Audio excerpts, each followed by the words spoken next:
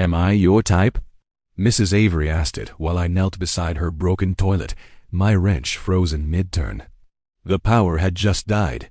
Candlelight caught the silver in her hair.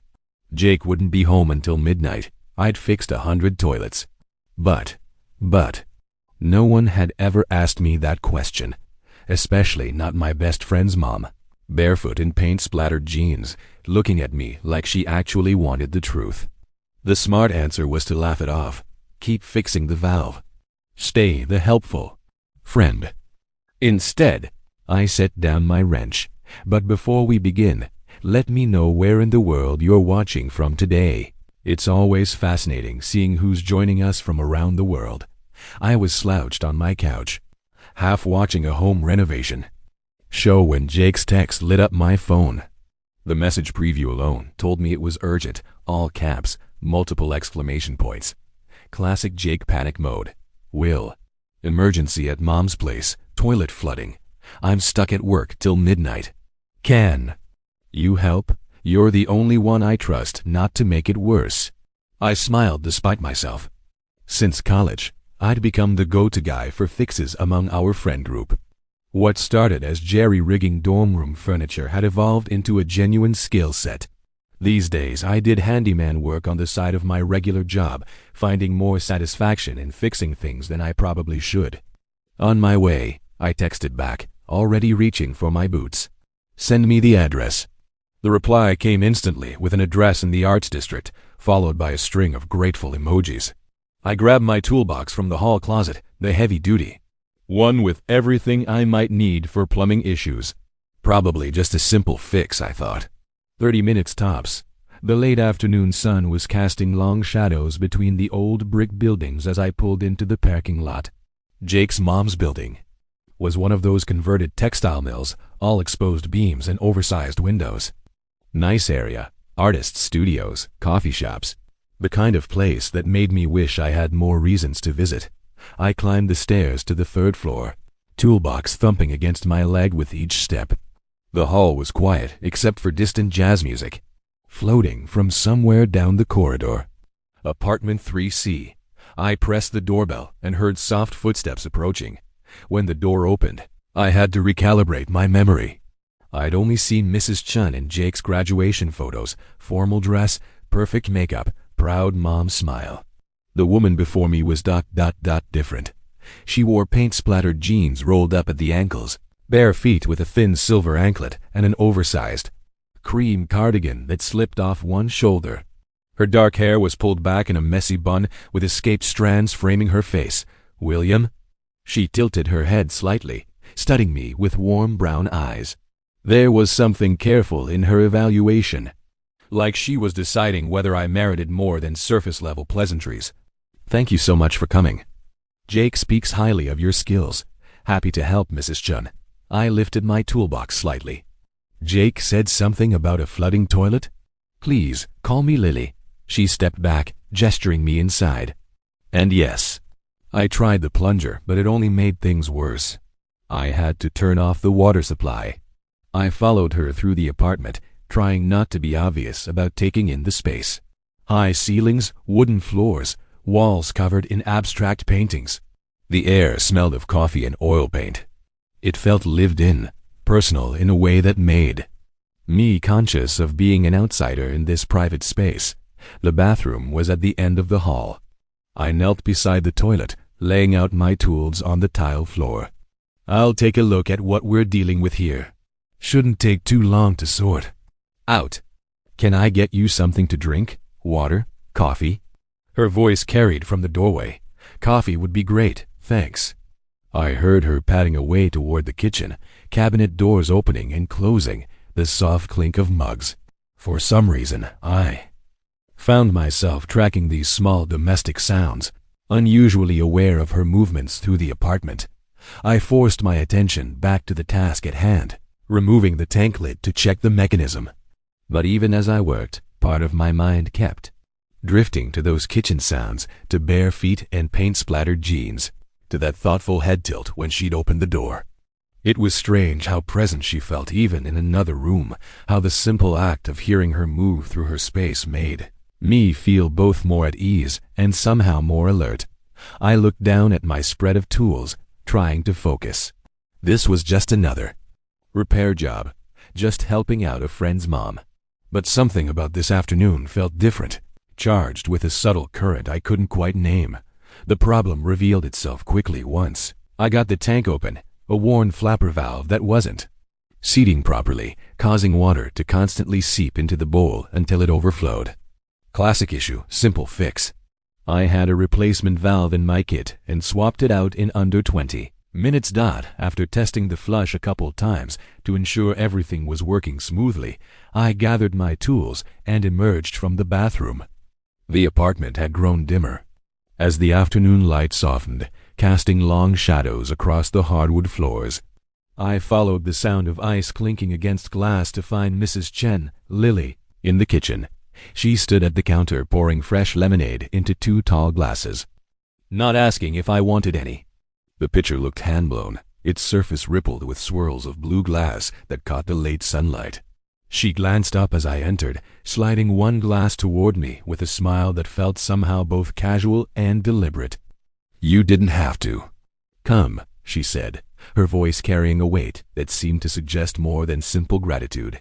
"But I'm glad you did." "It was an easy fix," I replied, moving to the sink to wash my hands. The soap dish held what looked like handmade lavender soap, its scent subtle but present. The valve was worn out, that's all. I replaced it with a new one that should last several years.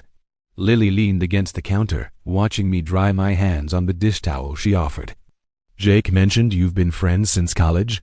"Freshman year roommates," I nodded, accepting the lemonade. It was tart and sweet, perfectly balanced. We just clicked, you know. He's always been good at keeping in touch, even with his crazy work schedule now. "He works too hard," she sighed, but there was fondness in her tone. "Always has, even in school. These days he worries too much about me too." She took a sip of her lemonade, studying me over the rim of her glass. "But honestly, I'm enjoying having my own space, my own rhythm." The divorce was hard, but necessary.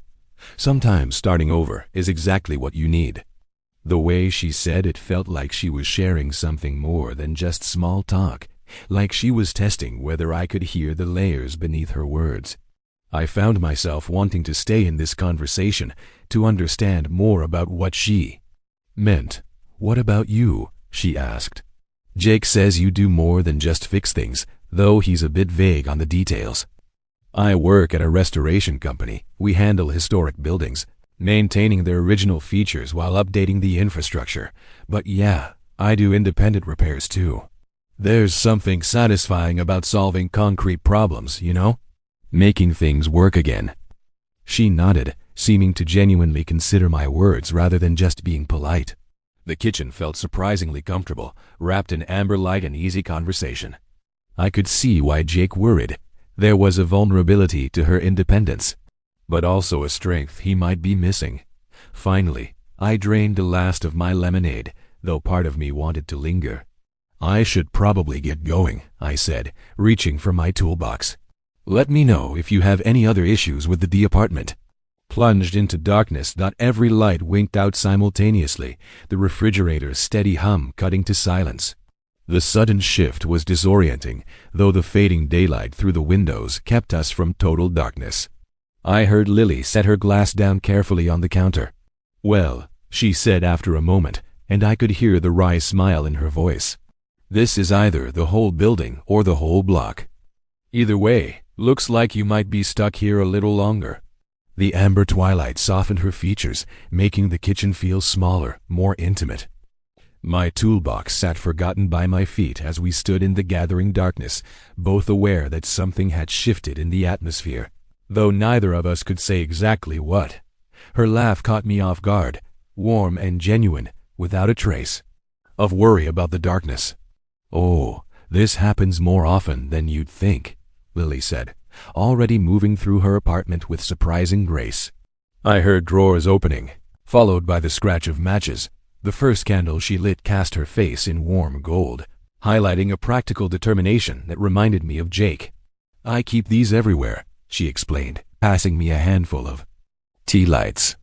The building's emergency system has been broken for months. You should see the hallway, pitch black.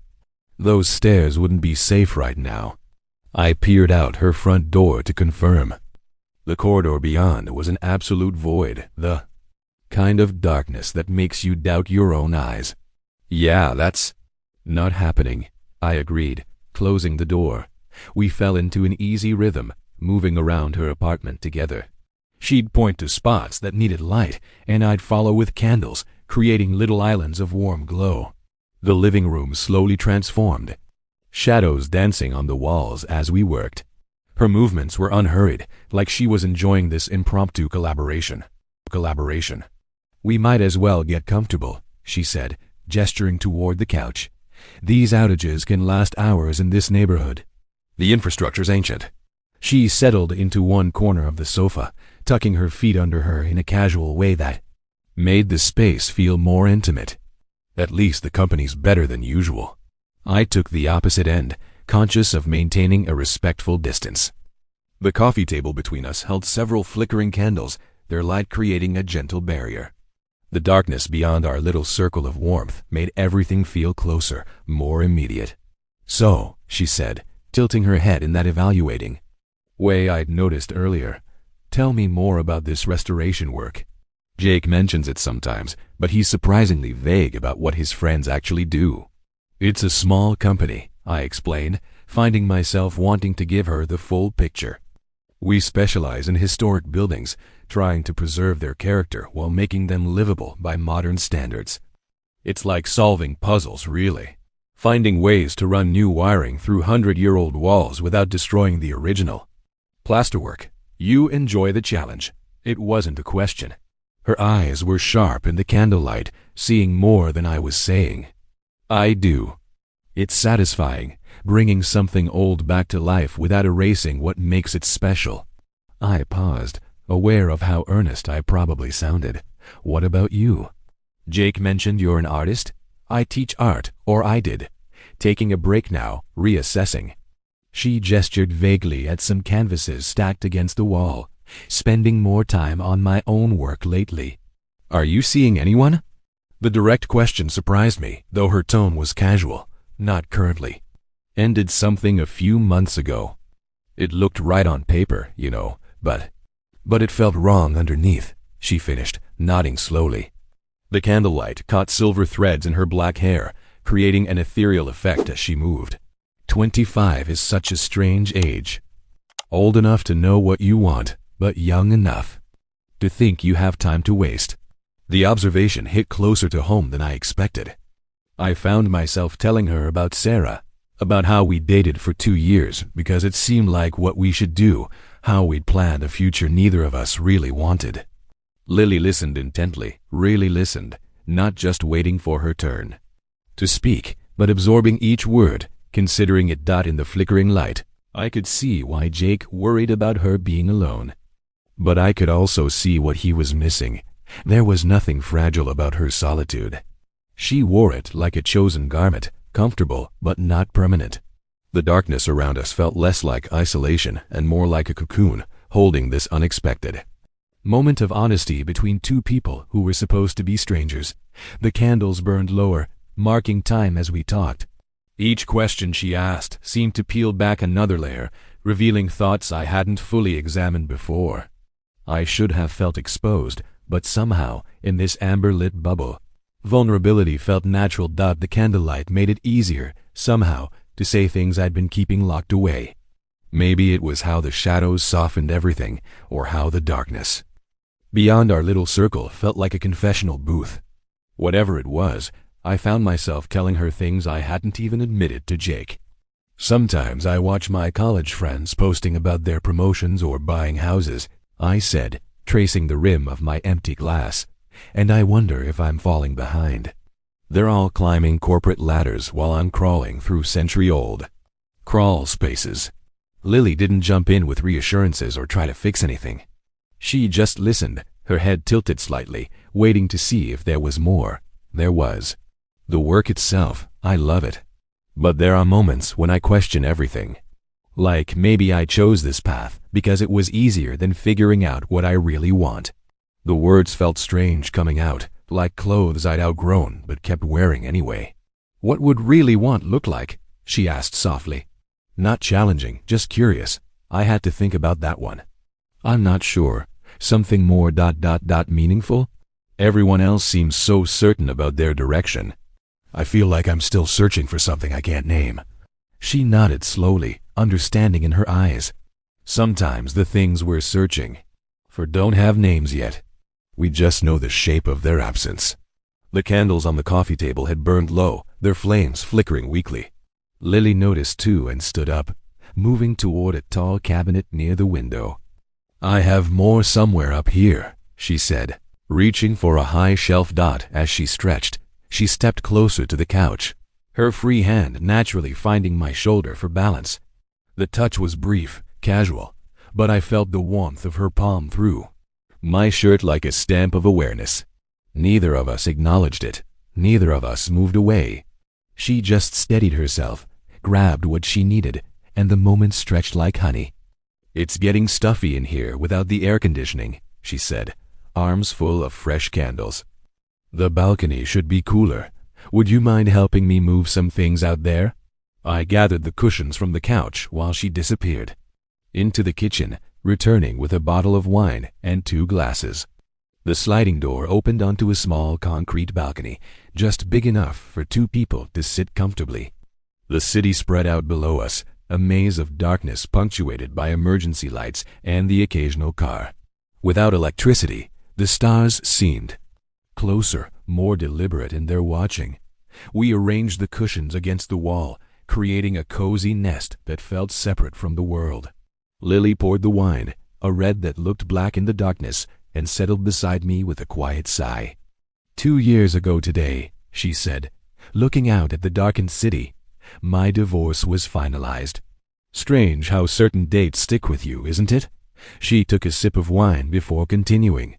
Everyone has an opinion about how long it should take to move on, but they don't tell you that moving on isn't just about leaving something behind. It's about figuring out who you are when you're not defined by your roles anymore. The night air moved around us, carrying the scent of summer jasmine from somewhere below. How do you mean? I asked. For 23 years, I was Mark's wife. For 25 years, I've been Jake's mother. Good roles, important ones. But somewhere along the way, I forgot how to just be Lily. She turned the wine glass in her hands, watching the liquid catch what little light reached us.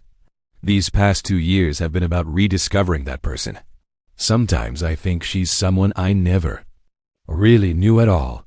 The way she spoke about identity and rediscovery echoed something in my own confused searching.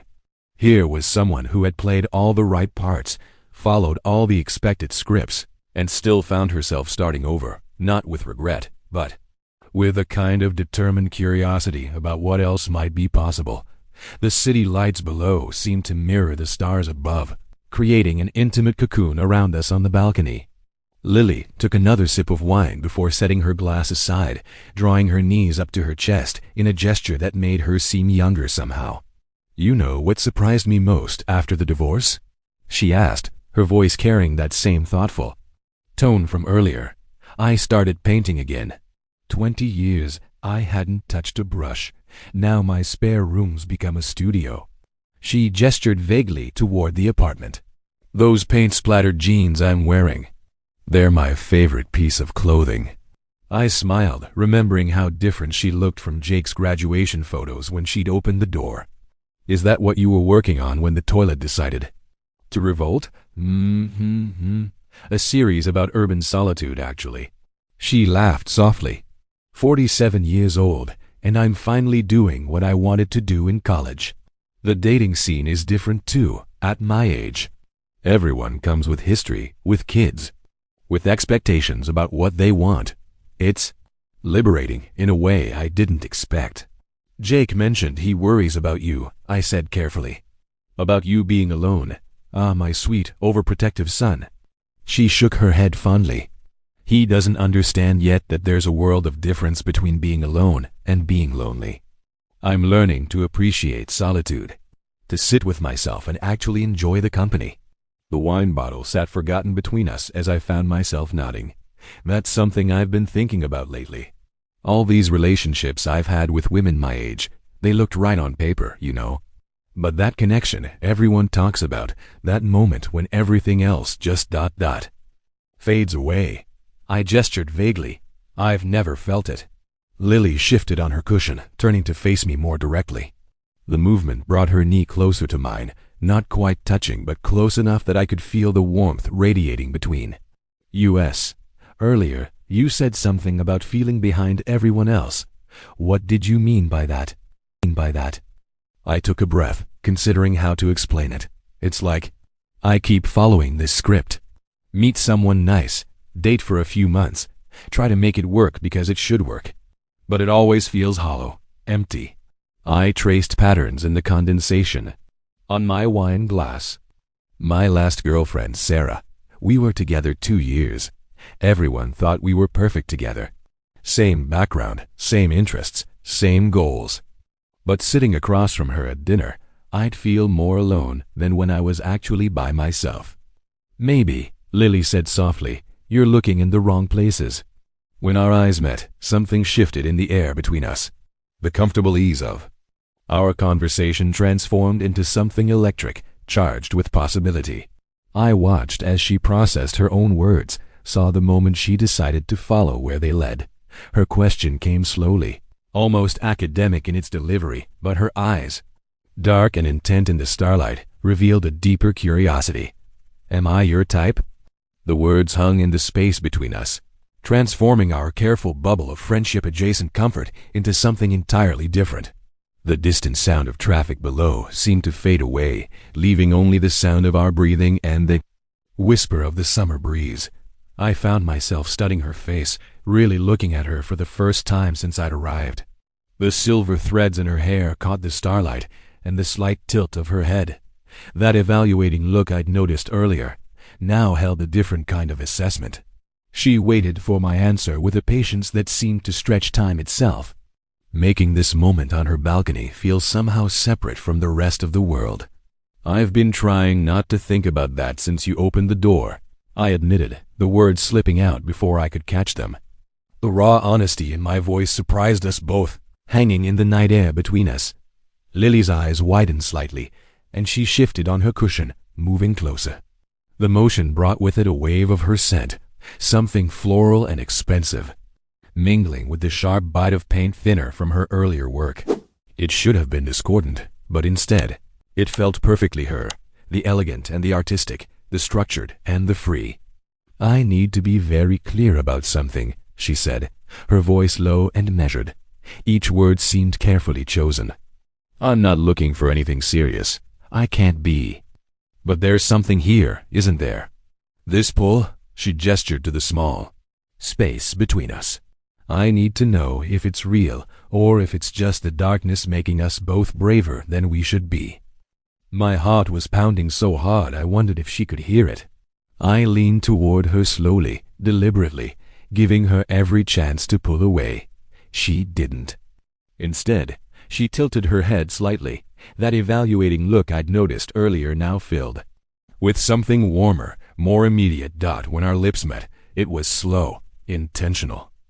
My hand found her waist, fingers spreading against the soft material of her cardigan.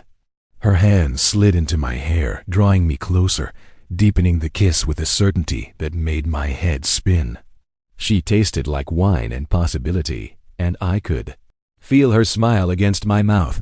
When we finally separated, our foreheads stayed close, sharing the same breath. Her fingers were still in my hair, my hand still at her waist, neither of us quite ready to break the connection entirely. We should talk about what this is, she whispered, her thumb tracing small circles at the nape of my neck.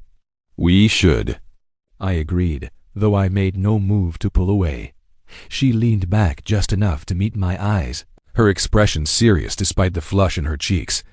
Jake can never know about this, not ever. Agreed, I said immediately. It would destroy him, and our friendship. This might just be tonight, she continued, her honesty both refreshing and a little heartbreaking. I haven't been with anyone. Since the divorce, 2 years is a long time to be alone. And She paused, searching for the right words. You're not what I expected when I opened my door today.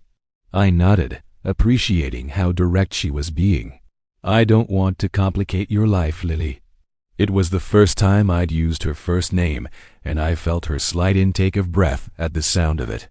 Whatever this is, whatever it could be, it needs to stay between us.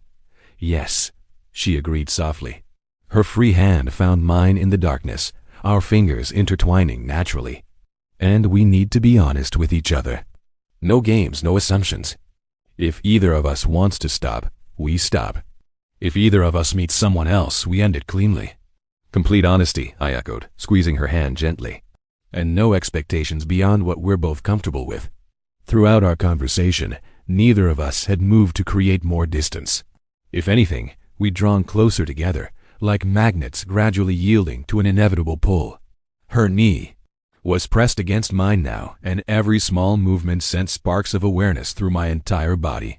Despite the practical nature of our words, or maybe because of them, the tension between us was building rather than dissipating. I should be nervous about this, she said, her thumb brushing across my knuckles. I should be listing all the reasons why this is a terrible idea, but you're not? I asked, watching the way the starlight played across her features. No, she admitted, that evaluating tilt to her head returning. I'm not. And that should probably worry me more than it does. The city lights below had dimmed to pinpricks as clouds rolled in, casting the balcony in deeper shadow. Our conversation settled into a weighted silence, both of us aware we'd reached a turning point. The practical words we'd exchanged hadn't diminished the charge between us, if anything. The honest discussion had made everything feel more real, more inevitable. Lily moved first, rising from her cushion with that natural grace I'd noticed. Earlier, she stood before me, extending one hand, palm up. The gesture wasn't demanding or pulling, just offering, leaving the choice entirely to me. In the faint light, I could see the question in her eyes. Checking one final time if I was certain about crossing this line, I took her hand, her fingers curled around mine, warm and sure, as she led me back through the sliding door into the apartment. The candles we'd lit earlier created pools of amber light throughout the living room, making shadows dance across the walls. She paused near the coffee table, releasing my hand to lean down and blow out several of the candles. Safety first, she murmured, and something about that small, responsible gesture in this charged moment made my chest tighten. She was still very much herself, practical, thoughtful, even as we ventured into this uncertain territory. When she took my hand again, her thumb brushed across my knuckles in a way that sent electricity up my arm. We moved through the living room toward the hallway, our footsteps hushed against the hardwood floors. I tried not to look at the frames lining the walls, Jake's school photos, sports team pictures, graduation day, but caught glimpses anyway.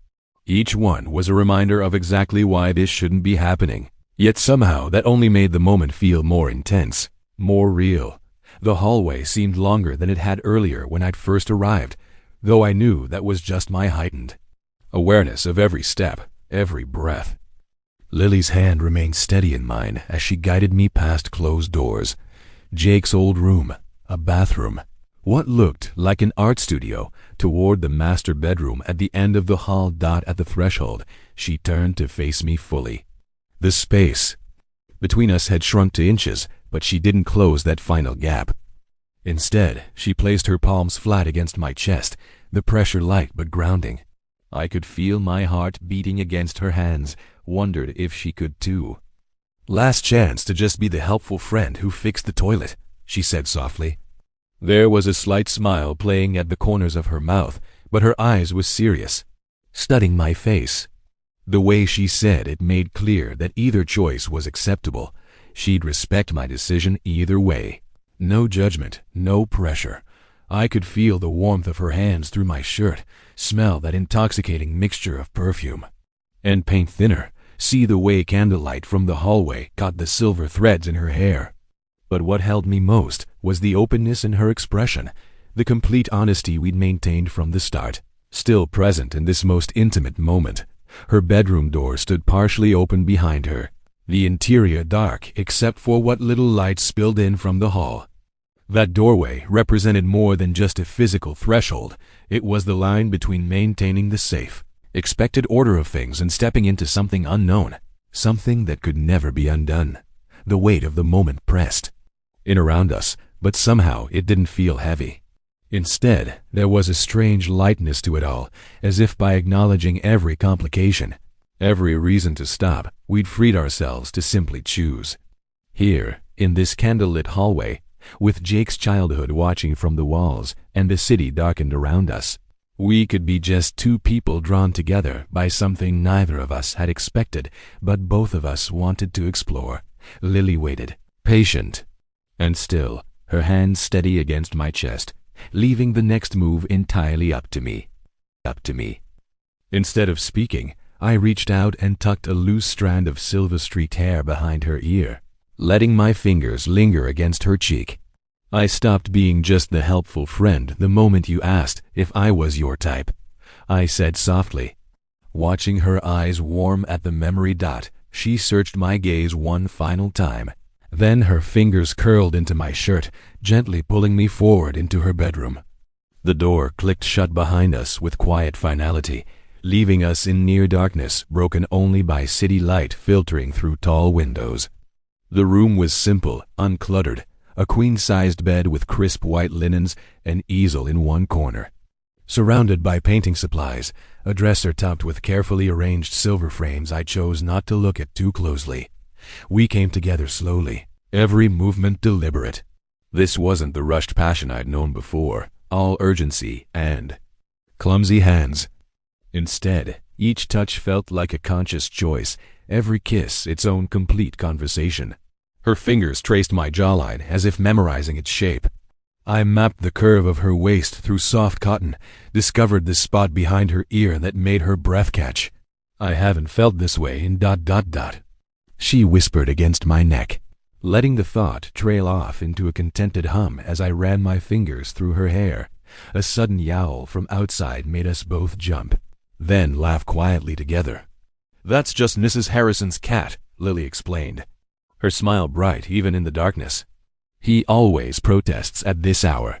The interruption didn't break our rhythm. If anything, it made everything feel more real, grounding us in this specific moment, in this particular night. We kept talking in whispers between kisses, sharing small truths that seemed easier to voice in the dark. "I haven't wanted anyone like this in years," she admitted, her hand steady on my shoulders. "I'd almost forgotten what it feels like." I've never been with someone older," I confessed, tracing patterns on her skin. "It's nothing like I expected. I searched for the right words as she pressed a kiss to my collarbone. "It's better, more certain. Like we both know exactly what we're choosing." Time seemed to flow differently in the darkness of her room, minutes stretching and contracting without pattern. We took our time, as if these stolen hours might somehow expand to contain everything we wanted to explore. Every now and then, the cat would voice another complaint, making us smile against each other's skin. Around 3 o'clock in the morning, harsh fluorescent light suddenly flooded the room as power returned to the building. We both squinted at the unexpected brightness, but before either of us could speak, we reached for different lamps, her for the bedside switch, me for the overhead, plunging us back into the gentle darkness we'd created together. Some realities were better faced in the morning's natural light. For now, we had our own world of shadows and whispers, and neither of us was ready to let it go. The city continued to glow beyond her windows, but it felt distant now, like a separate universe, operating under different rules. Here in this room, we had our own gravity, our own measure of time marked out in shared breaths and gentle discoveries. The power's return hadn't broken our spell. If anything, choosing the darkness together had made it stronger. Lily's head rested against my chest, her fingers tracing idle patterns that made my skin tingle. "I should feel guilty about this," she murmured, but there was no real regret in her voice. "Do you?" I asked, running my hand along the curve of her spine. She propped herself up on one elbow, looking at me through the darkness. "No," she said simply, Not yet anyway. The honesty in her voice made something twist pleasantly in my chest. Even here, even now, we weren't pretending this was something it was, and single quotes to sunlight warmed my face, drawing me slowly from sleep. My hand reached across the sheets, finding them empty but still holding traces of warmth. For a moment, I stayed perfectly still, processing the night before, the power outage, candlelight conversations, and everything that followed. The room looked different in daylight, softer somehow, with morning light catching dust motes in the air and illuminating the painting supplies stacked neatly in one corner. I heard movement from somewhere in the apartment, the soft pad of bare feet, the clink of ceramic, a drawer sliding shut. The familiar sounds of someone moving through their morning routine made everything feel unexpectedly domestic. Following the sounds, I found her in the living room.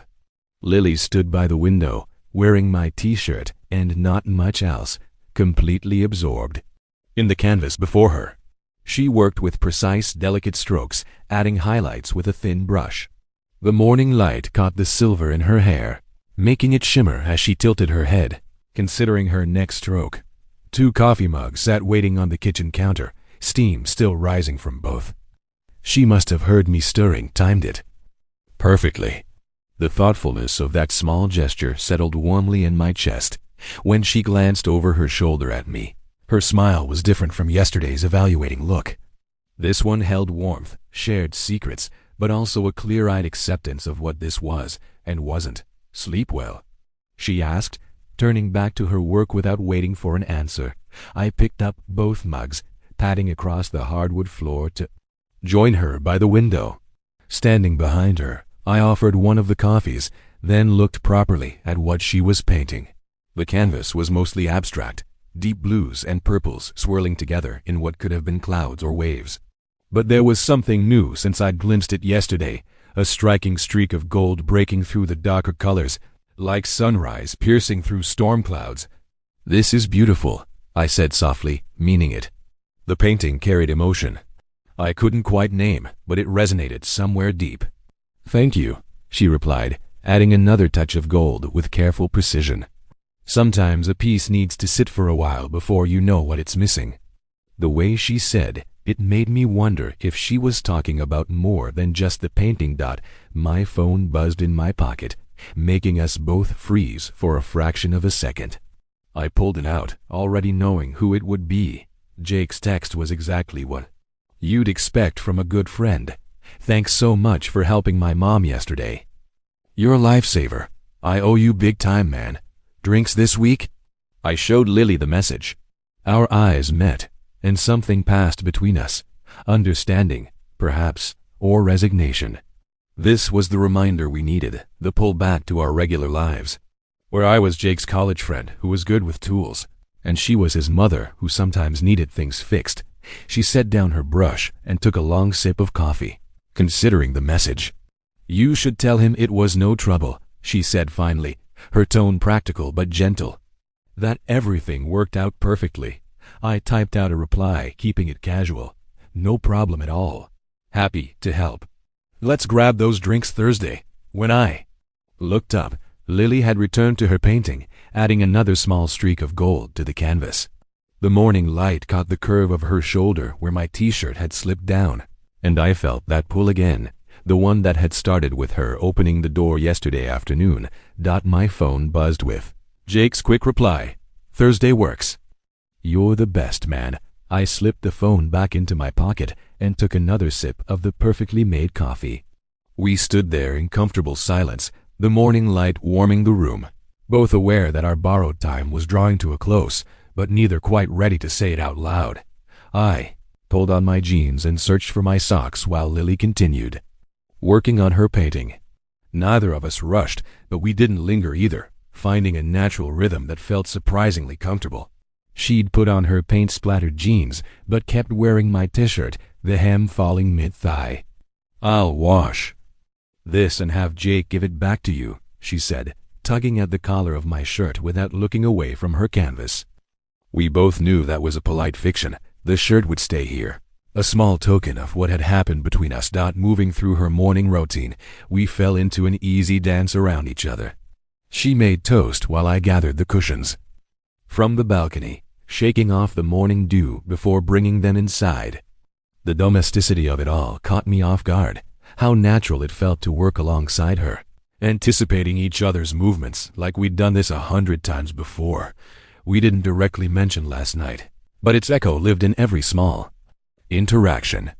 As she passed behind me in the kitchen, her hand brushed my arm, deliberate, gentle. When I reached over her to grab my toolbox from the counter, my fingers found their way into her hair for just a moment. Each touch carried weight, acknowledging what we shared while accepting its temporary nature. "Do you regret it?" she asked suddenly, pausing with a piece of toast halfway to her mouth. The question wasn't anxious or seeking reassurance, just honest curiosity. I considered it carefully before turning the question back to her. "Do you?" She smiled, shaking her head. No, it was exactly what it needed to be. That led us to the practical discussion we'd been circling around, how to act normal when Jake was around. We agreed on polite distance, nothing that would raise questions. She'd be Jake's mom who needed occasional repairs. I'd be his helpful friend good with tools. Simple enough on paper, though we both knew it would take practice to make it look natural. I picked up my toolbox, remembering my original purpose for coming here. Let me check the toilet one more time, make sure the repair held overnight. She nodded, clearing our breakfast plates. Very professional of you. The bathroom looked different in daylight, ordinary again after being the starting point of something extraordinary. I checked the flapper valve and tank mechanism, everything working perfectly, no leaks. When I emerged, Lily was back at her painting, adding another touch of gold to the darker colors. Standing in her living room, toolbox in hand, I felt the weight of our unspoken agreement. We'd created something real here, genuine connection, honest desire, mutual understanding, but it would remain our secret, visible only in the small ways we'd carry it forward. She turned from her painting, catching me watching her. "You know what the strangest part is," she said, setting down her brush. "How not strange this feels. Making breakfast, cleaning up together. It should feel more complicated than it does." I knew exactly what she meant. Despite the unconventional circumstances, despite the necessary secrecy ahead, there was a fundamental rightness to how we moved through this morning together. Nothing felt forced or awkward, just two people who had chosen each other for a moment in time, now navigating the gentle transition back to their regular lives. My phone buzzed again. Another text from Jake about Thursday drinks. Lily glanced at it, but didn't ask, maintaining the boundary we'd just established. Instead, she straightened my collar where it had gotten rumpled, her fingers lingering just a moment longer than necessary. I did one final scan of the apartment, making sure I hadn't left any tools behind. Everything was as it should be, the toilet fixed, the balcony cushions arranged, breakfast dishes cleaned.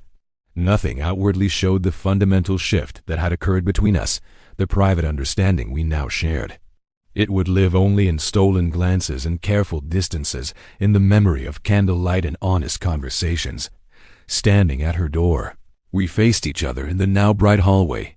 Signs of morning life echoed from other apartments. Coffee makers humming, doors opening and closing, the mundane rhythm of a regular Sunday returning.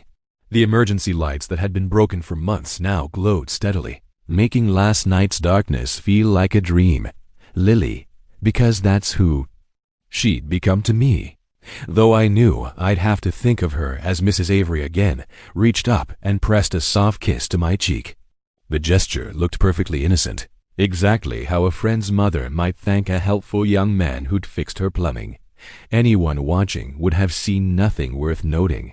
"Thank you for fixing my toilet," she said, her eyes crinkling.